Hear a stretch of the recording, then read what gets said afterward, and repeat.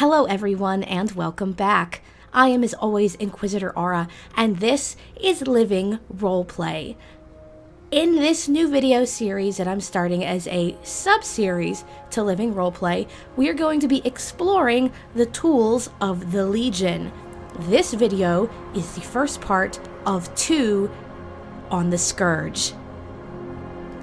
Over the course of Azeroth's history, the Legion has attempted to break the will of the populace through many means, from subterfuge to deceit to all-out invasion. To this end, the Legion has developed many tools to aid them. None have been so vile and so effective as the Scourge. While the Scourge is no longer a serious threat thanks to Arthas's abandonment of the Asher's Death Knights and Bolvar Fourdragon's selfless sacrifice when donning the Helm of Domination and becoming the new Lich King, for there must always be a Lich King. It is an entity that shaped a nation and a world. Understanding the roots of the Scourge, their ties to the Legion, and their effect on humanity and elvenkind is very important for role-playing purposes.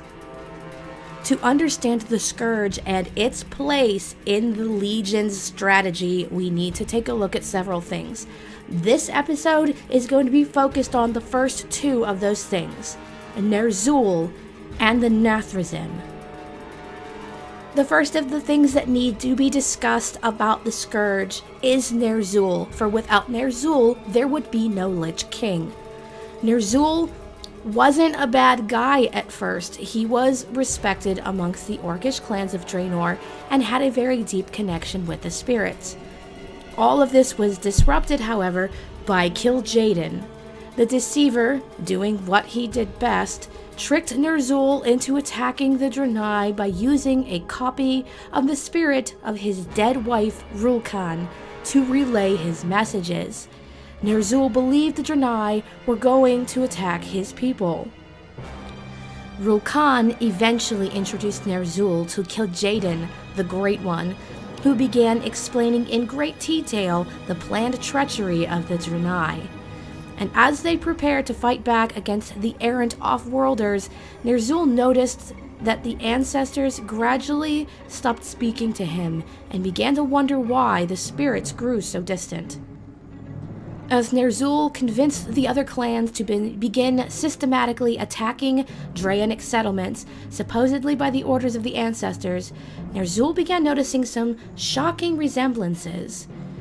Aside from his skin color and clothing, Kil'jaeden bore an uncanny resemblance to the Draenei, and possessed a hatred of the Prophet that bordered on the fanatical and was unbecoming of a divine being. Needing answers, ner'zhul traveled to Oshu'gun to speak with the spirits. He was horrified to discover his ancestors treating him as if he were a traitor. He called Rulkan, and she came, only to tell him that he had been tricked. Kil'jaeden had been manipulating ner'zhul to his own nefarious ends. Appalled by this new information, ner'zhul vowed to defy Kil'jaeden, but he was ultimately betrayed by his apprentice, Gul'dan, who had followed ner'zhul to Oshu'gun and eavesdropped on his conversation with Rulkan. Ner'zhul, confronted by Kil'jaeden, was stripped of his power and relegated to a ceremonial position while he was forced to watch Gul'dan lead the orcs down the path of violence and fell taint. What happened next is common knowledge. Both the First and the Second Wars took place.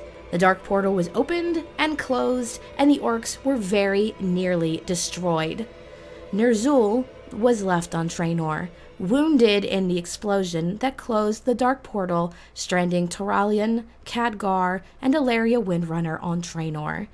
For 2 years he recovered, while what remained of the Orcish clans fought amongst themselves. Also stranded on Draenor was Teron Gorefiend, also known as Terongor, an Orcish warlock whose soul was crammed into the body of a dead Stormwind Knight. He who came to be known as the first of the Death Knights. Teron Gorefiend approached ner'zhul with a new plan: to open new portals to other worlds and lead the orcs in a glorious war to conquer them. Ner'zhul agreed, but he required certain items in order to open the portals, all of which were found on Azeroth. The Book of Medivh, the Scepter of Sargeras, the Eye of Dalaran, and the skull of his wayward apprentice Gul'dan. To this day, no one is sure of how he managed to get these artifacts. Most assume that he managed to open a portal between Draenor and Azeroth once again and sent Teron Gorefiend to collect the items. However he got them, he did get them, and he used them to open multiple rifts across Draenor. The wild, barely contained energies raced across the landscape, and Ner'zhul and his followers disappeared through one of the many portals. Without his stabilizing influence, Draenor was torn apart and the broken realm of Outland was created. Immediately upon entering the portal, however, Ner'zhul was captured by Kil'jaeden. His body was torn apart, but his spirit was kept whole. He was, after all, an orc who possessed tremendous power. Given no other choice but to serve Kil'jaeden once again, Ner'zhul was bound to two objects: the Helm of Domination and Frostmourne. These items were cast through the Great Dark to crash land in Icecrown. Through this binding, Ner'zhul's power was increased exponentially, and from this time forward, he bore a new name. He became the Lich King. From the glacier of Icecrown, the Lich King began planning. Being cast down to Icecrown also caused a localized catastrophe. Every living thing in the immediate vicinity was killed when the Helm and Frostmourne crashed. All of those things were almost immediately raised as undead. Through some experimentation, the Lich King realized he had total control over these recently raised creatures and enslaved them all. Using this newfound power and newly gathered army, he quickly conquered Northrend, using his undead armies to build fortifications around the Frozen Throne that eventually came to be known as Icecrown's Citadel. However, trapped as he was, the Lich King's power was limited. Ever under the watchful eye of Tichondrius, sent to monitor him closely, the Lich King began to set events into motion that would change the face of Azeroth. The first of these events was the casting away of Frostmourne. In order to properly wield his power, he would need a vessel. Time would eventually yield him a strong one. He then began psychically calling out to any dark souls, summoning them to him. The very first of these was, of course, Kel'Thuzad, who was taught the ways of necromancy and built the Cult of the Damned. Now, you might be wondering about both the Helm of Domination and Frostmourne. How did such powerful objects come to be? Well, the second of the two things that will be covered in this video that are often overlooked and linked to the Scourge are the ner'zhul.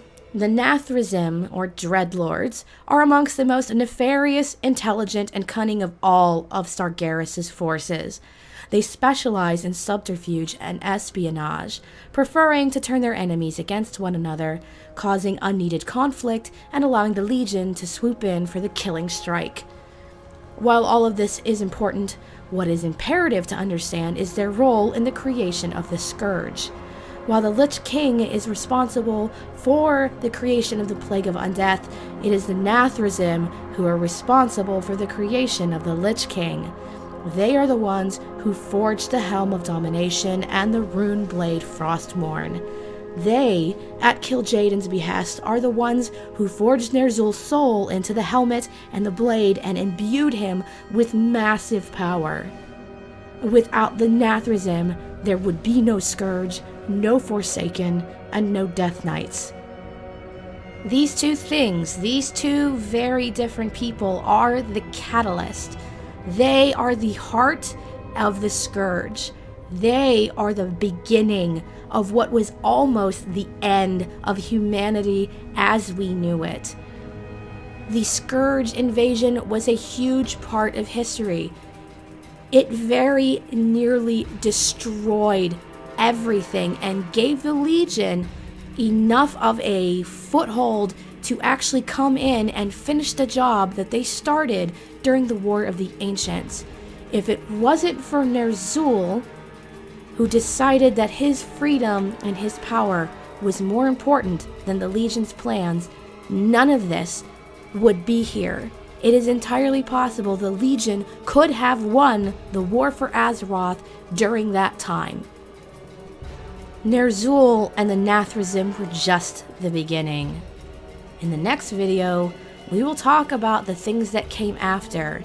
We will talk about the events of the Scourge invasion, the important players that happened to be around at that time, and the effects the Scourge had on the world and still have on Azeroth to this date.